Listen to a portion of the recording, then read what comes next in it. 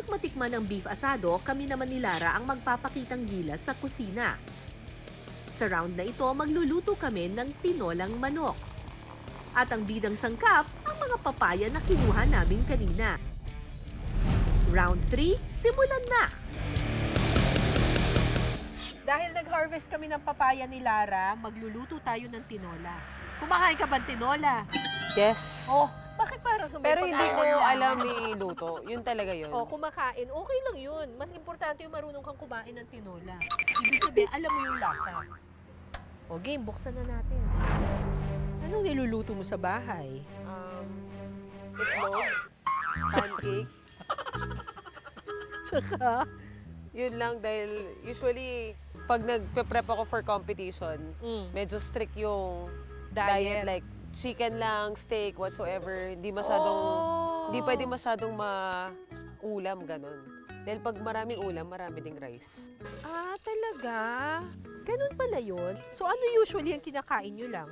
Before workout, usually high carbs. So anything na easily parang ma-digest, di pwedeng masyadong maulam na food before workout.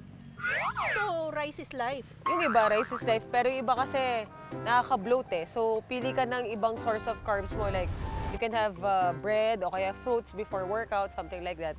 Or even after workout. Tapos after ng workout, kahit regular meal na meron siyang fat, meron siyang protein and carbs. Bakit ako tataba niya? Hindi ka tatabay na sense na dapat alam mong timingan yung pagpasok ng carbs. So, may dahil alam timing mong pala papasok yun. siya, workout ka. Akala kasi ng iba, ay hindi, pag nag-rise ka, tataba ka. Hindi. Pag nag-rise ka at alam mo mag-workout ka, okay yung rise kasi easily siyang papasok sa katawan. Sigurado yung mag-workout kayo, ah? Tama. Pwede bang pagkatapos mag-workout saka na lang mag-carbs? Pwede din. Yung iba nag-ano sila, every morning, yung mga fasted cardio na tinatawag nila. Kaya naman nagpa-fasted cardio pag morning kasi every time you wake up, mataas yung cortisol level mo. It's the same effect ng nag-take ka ng coffee, which is may energy ka. So para siyang caffeine effect na high energy. Siyempre, nagpapanggap lang ako ng intindihan ko. Cortisol, Sana. glycogen. Ma-apply nyo yun din yan in the long run. Fitness buff talaga itong si Lara. Pero teka, mukhang dinadaan mo ako sa kwento ah. So ginagaya lang kita dahil hindi ko alam iluto ang... O, ito na, pwede na. Lagyan na natin ng ano, sebew. Hindi pa siya. Sabi ng life coach ko. Ano? Hindi So, umabot inaantay saan? nila maging fried chicken. Sabi ko, hindi naman siya magiging fried chicken. Sabi ko. Hindi, tinola ginagawa natin eh. Ano kaya ang lasa nito? Kasi sa akin pa, naglasa sinigang eh. Lalagay ko na ito lahat. Pampanga to. So, okay lang sa kanilang maanghang. Lahat yung hulog. Ewan ko, hinulog ko lahat. Naku, sorry naman po agad sa titikim ng luto namin. Ano, masarap na. Masarap na yung sa akin. Ah, talaga? Inubos mo ba yung patis mo? Yes, ma'am. Ah, kaya pala. Kaya pala wala lasa yung sayo. Kaya wala lasa yung akin. Kasi hindi ko inubos yung patis. Okay, pakuluin lang po natin. Bago natin ilagay yung yung paminta mo, huwag mong kalimutan. Maya-maya pa,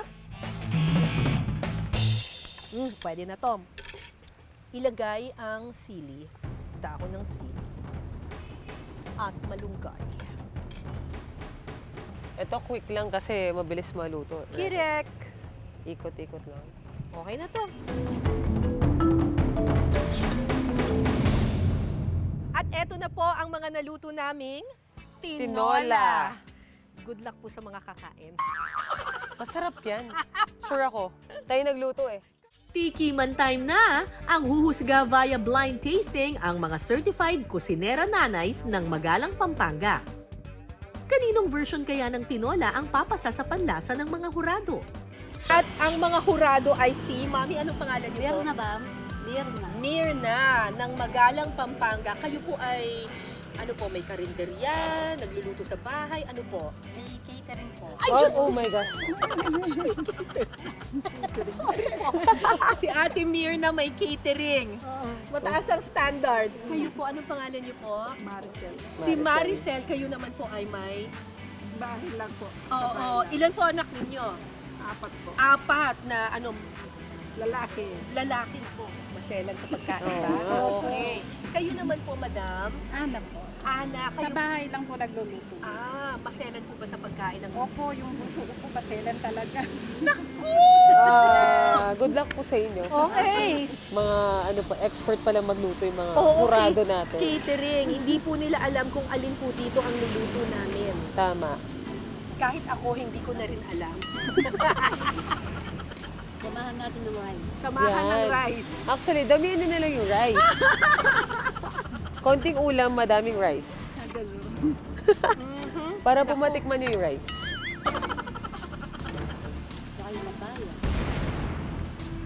Hindi nyo po kailangan ubusin. Nakaka-stress. Oo, tikman nyo lang po.